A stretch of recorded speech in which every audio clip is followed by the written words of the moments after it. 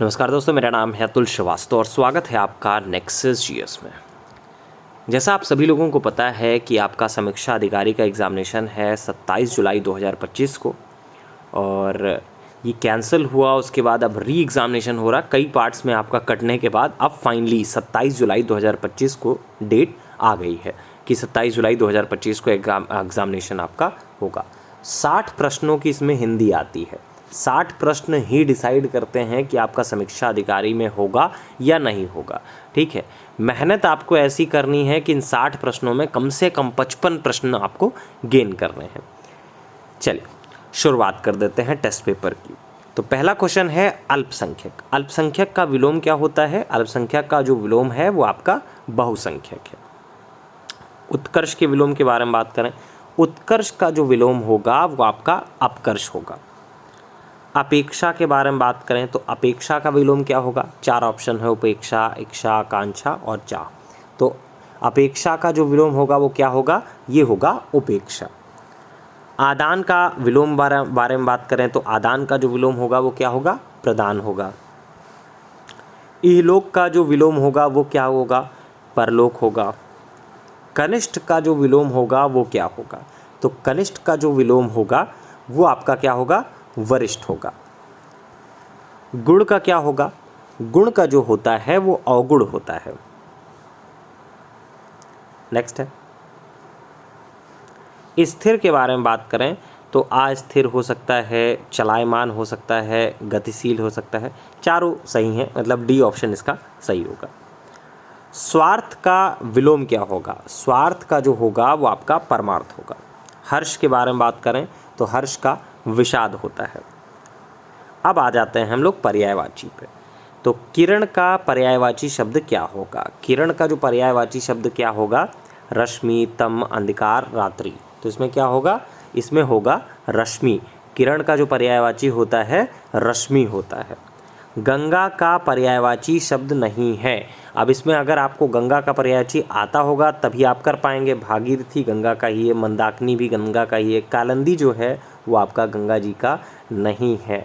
तो कालिंदी इसमें पर्यायवाची गंगा का नहीं होगा। घोड़ा का पर्यायवाची शब्द है, तो घोड़ा का जो पर्यायवाची होगा वो क्या होगा? पहला ही ऑप्शन सही है, तुरंग जो है वो घोड़ा का पर्यायवाची शब्द होता है।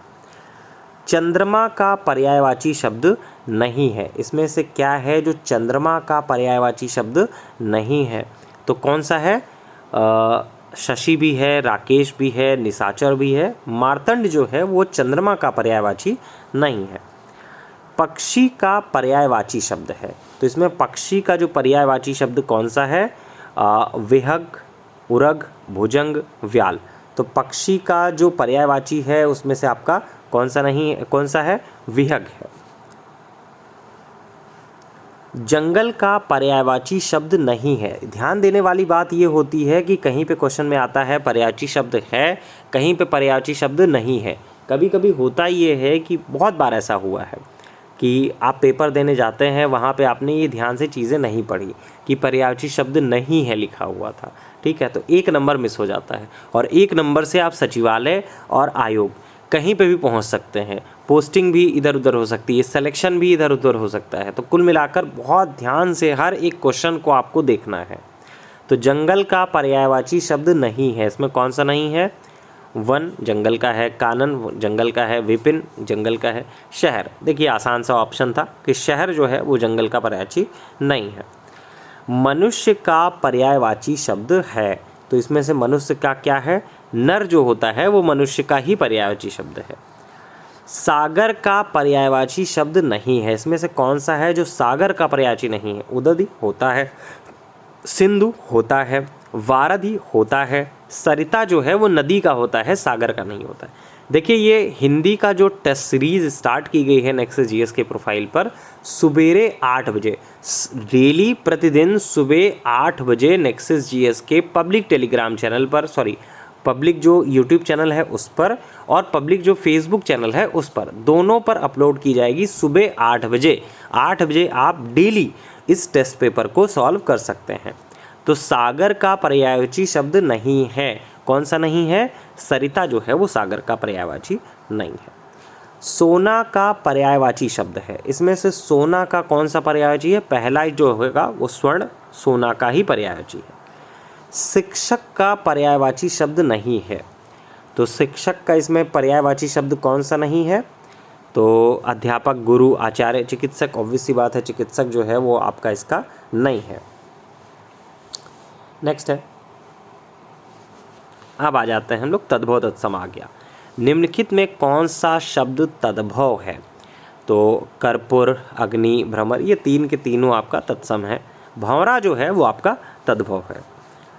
पत्र का तद्भव रूप क्या होगा? तो पत्र का तद्भव रूप क्या होगा? पत्ता ही इसका तद्भव रूप है, मतलब पहला ऑप्शन सही होगा। निम्नलिखित में कौन सा शब्द जो है वो तत्सम है? इसमें से कौन सा शब्द जो है वो आपका तत्सम है? तो इसमें से कौन सा है? ऊंट तद्भव है, काज तद्भव है, कार्य तत्सम है। तो कौन सा शब्द तत्सम है? तो कौन सा शब्द इसमें तत्सम है? कार्य जो है वो तत्सम है। मछली का तत्सम रूप होगा, तो मछली का जो तत्सम रूप होगा वो कौन सा होगा? मत्स्य ही इसका तत्सम रूप होता है। निम्नलिखित में कौन सा शब्द तद्भव है? तो इसमें से कौन सा शब्द तद्भव है? ग्राम, सूर्य, सांझ या नक्षत्र। तो इसमें से कौन सा शब्द जो है वो तद्भव है? तो ये आपका सांझ जो शब्द है वो आपका तद्भव है। सर्प का तद्भव रूप क्या होगा? सर्प का जो तद्भव रूप होगा वो सांप होगा। निम्नलिखित में कौन सा शब्द तत्सम है? अब ये आपको बताना है कि इनमें से कौन सा शब्द जो है वो आपका तत्सम है। दूध का होता है दुग्ध, दूध है आपका तद्भव और दुग्ध जो होगा वो तत्सम है, तो मतलब सी ऑप्शन सही होगा। हाथ का तत्सम रूप क्या होगा? हाथ का जो होता है वो हस्त होता है, जिसको याद होगा उसको समय नहीं लगेगा इन चीज़ों में। लेकिन मैं फिर से कहता हूँ कि आपको ध्यान देना है हर एक प्रश्न पर। निम्नलिखित में कौन सा शब्द तद्भव है? तो कौन सा इसमें शब्द तद्भव है? पुष्प तत्सम है, फल तत्सम है, फूल जो है वो आपका तद्भव है, वृक्ष जो है वो तत्सम है। अक्षर का तद्भव रूप होगा, अक्षर का तद्भव रूप क्या होगा? आखर होता है। वर्तनी शुद्धि पे आ जाते हैं। निम्नलिखित में शुद्ध वर्तनी वाला शब्द कौन सा है? तो शुद्ध वर्तनी वाला शब्द स्रोत जो है वो आपका नहीं सही है। इस स्रोत जो है वो आपका सही है, मतलब बी ऑप्शन जो है स्रोत वो आपका एकदम सही है। निम्नलिखित में से अशुद्ध वर्तनी वाला शब्द कौन सा है? देखिए शुद्ध अशुद्ध 10 नंबर के आते हैं और ये पूछे भी जाते हैं आपके एग्जामिनेशन में। तो अशुद्ध वर्तनी वाला शब्द कौन सा है? अधीन जो है शुद्ध है। आधीन जो है वो आपका गलत है, आधीन जो लिखा है वो आपका गलत है। तो कौन सा अशुद्ध वर्तनी वाला शब्द है? आधीन, मतलब बी ऑप्शन सही होगा। निम्नलिखित में से अशुद्ध वर्तनी वाला शब्द है, तो अशुद्ध वर्तनी वाला शब्द ये रिपीट हो गया क्वेश्चन, तो आधीन जो है अशुद्ध वर्तनी वाला शब्द है। अब आ जाते हैं अगले क्वेश्चन पे। निम्नलिखित में शुद्ध वर्तनी वाला शब्द कौन सा है? तो शुद्ध वर्तनी वाला पूजनीय गलत है, पूजनीय ये आपका शुद्ध है, मतलब बी ऑप्शन जो होगा इसका सही होगा। निम्नलिखित में अशुद्ध वर्तनी वाला शब्द कौन सा है? तो अशुद्ध वर्तनी वाला शब्द इसमें से कौन सा है? उन्नति जो है वो आपका अशुद्ध वर्तनी वाला शब्द है। निम्नलिखित में से शुद्ध वर्तनी वाला शब्द कौन सा है? अब श्रृंगार जो है एक ऐसा शब्द है जो लगभग से एग्जामिनेशन में पूछा भी जाता है और हर लगभग से जगह पे ये गलत लिखा होता है। तो पहला जो ऑप्शन है श्रृंगार वो एकदम सही लिखा हुआ है, श्रृंगार इसी तरह से लिखा जाता है।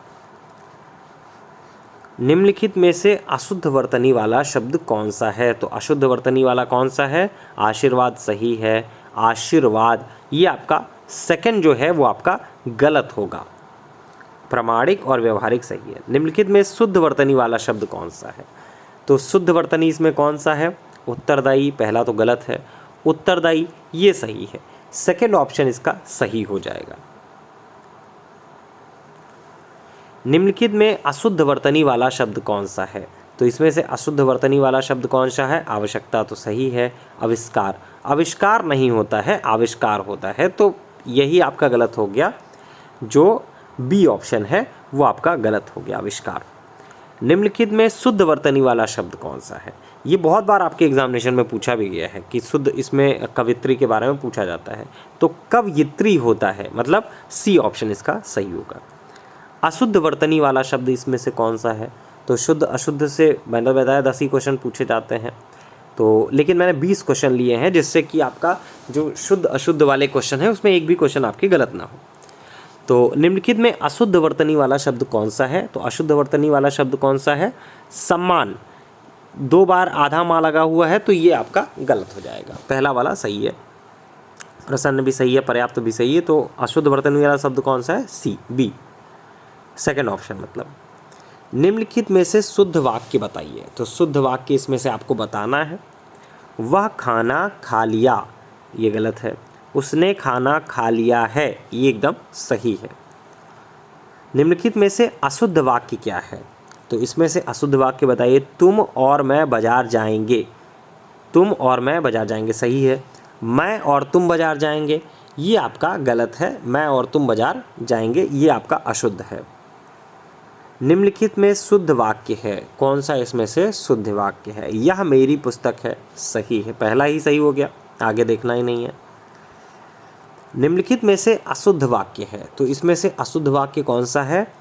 वह धीरे धीरे चलता है, सही है। हाथी धीरे चलता है, हाथी धीरे चलता है, यह आपका गलत हो जाएगा। निम्नलिखित में शुद्ध वाक्य है, इसमें से शुद्ध वाक्य कौन सा है? मैंने एक कहानी सुना, गलत। मैंने एक कहानी सुनी, ये आपका सही हो जाएगा, मतलब बी ऑप्शन सही होगा। निम्नलिखित में से अशुद्ध वाक्य है। पेड़ पर फल लगे हैं, पेड़ पर फल लगे हैं, ये तो अशुद्ध हो गया। वृक्ष पर फल लगा है, ये गलत हो गया। निम्नलिखित में शुद्ध वाक्य है। वह विद्यालय जाता है, पहला ही सही हो गया। निम्नलिखित में से अशुद्ध वाक्य है, तो इसमें से अशुद्ध वाक्य कौन सा है? कृपया बैठ जाइए, कृपा करके बैठ जाइए, कृपया करके बैठ जाइए। तो कृपया करके बैठ जाइए, ये आपका अशुद्ध है। निम्नलिखित में से शुद्ध वाक्य क्या है? उसका प्राण निकल गया, गलत है। उसके प्राण निकल गए, ये एकदम सही है। निम्नलिखित में से अशुद्ध वाक्य है, तो इसमें से अशुद्ध वाक्य कौन सा है? यह काम मैं कर सकता हूँ, गलत है। सॉरी, यह काम मैं कर सकता हूँ, ये सही है आपका। यह काम मेरे द्वारा हो सकता है, ये भी सही है। यह काम मुझसे हो सकता है, ये भी सही है। इसके अलावा यह काम मेरे को करना है, तो मेरे को और तेरे को नहीं होता है शुद्ध अशुद्ध में, तो ये चौथा ऑप्शन इसका अशुद्ध है। अब आ जाते हैं अगले पॉइंट पे। जो ईश्वर में विश्वास नहीं रखता है, तो ईश्वर में जो विश्वास नहीं रखता है वो नास्तिक। जिसका कोई आकार ना हो तो निराकार। जो कभी बूढ़ा ना हो, युवा, तरुण, अजर, अमर। तो जो कभी बूढ़ा ना हो उसको क्या बोलते हैं? अजर। जो दूसरों पर उपकार करे, तो जो दूसरों पर उपकार करे उसको क्या बोलते हैं? उपकारी। जो अपने पैरों पर खड़ा हो, तो जो अपने पैरों पर खड़ा हो उसको क्या बोलते हैं? परावलंबी, स्वावलंबी, आत्मनिर्भर। तो जो अपने पैरों पर खड़ा हो उसको क्या बोलते हैं? इसमें आपका 2 ऑप्शन सही होंगे, स्वावलंबी भी होगा, आत्मनिर्भर भी होगा। जो कम खाता हो, जो कम खाता हो उसको बोलते हैं अल्पाहारी। जो अधिक बोलता है उसको क्या बोलते हैं? तो जो अधिक बोलता है उसको बोलते हैं वाचाल। जो सब कुछ सह ले उसको क्या बोलते हैं? जो सब कुछ सह ले उसको बोलते हैं सहनशील। जो देखने में प्रिय लगे उसको क्या बोलते हैं? प्रियदर्शी। जो सुनने में मधुर लगे, तो जो सुनने में मधुर लगे उसको क्या बोलते हैं? श्रुतिम मधुर। मतलब श्रुति मधुर, जो सुनने में मधुर लगे, कर्णप्रिय भी हो सकते हैं, श्रुति मधुर भी बोल सकते हैं। खैर, अच्छा बताइएगा, जो सुनने में मधुर लगे आपके हिसाब से इसमें क्या आंसर सही होना चाहिए? तो 60 में से आपके कितने प्रश्न सही हुए हैं ये आपको कमेंट बॉक्स में बताना है। वैसे इस टेस्ट सीरीज़ जो है नेक्सस जीएस की पेड ग्रुप में भेजी जाती है, इसका आंसर के साथ उसमें भेजी जाती है, लेकिन आप लोगों के लिए फ्री में प्रोवाइड कराई जा रही है नेक्सस जीएस के यूट्यूब चैनल पर। तो PDF तो पेड है, लेकिन जो टेस्ट पेपर्स हैं वो आपको लगातार अब कराए जाएंगे और डेली टेस्ट पेपर कराए जाएंगे। शाम को 6 बजे आपका करंट अफेयर्स का टेस्ट कराया जाएगा, सुबह 8 बजे आपका हिंदी का टेस्ट पेपर एक कराया जाएगा। तो कोशिश रहेगी कि 20 से 60 क्वेश्चन तक जो भी आपका डेली कराया जा सके वो आपका कराया जाए। कम से कम 20 क्वेश्चन आपके डेली कराए जाएंगे और मैक्सिमम आपके 60 क्वेश्चंस डेली कराए जाएंगे। ठीक है, तो अगर आपको ये सीरीज़ अच्छी लग रही है तो आप कमेंट बॉक्स में कर सकते हैं हाँ ये सीरीज़ स्टार्ट रखिए, जारी रखिए। 27 जुलाई 2025 तक ये जारी रहे लगातार तो उस चीज़ का बेनिफिट मिलेगा। चलिए फिलहाल थैंक यू सो मच।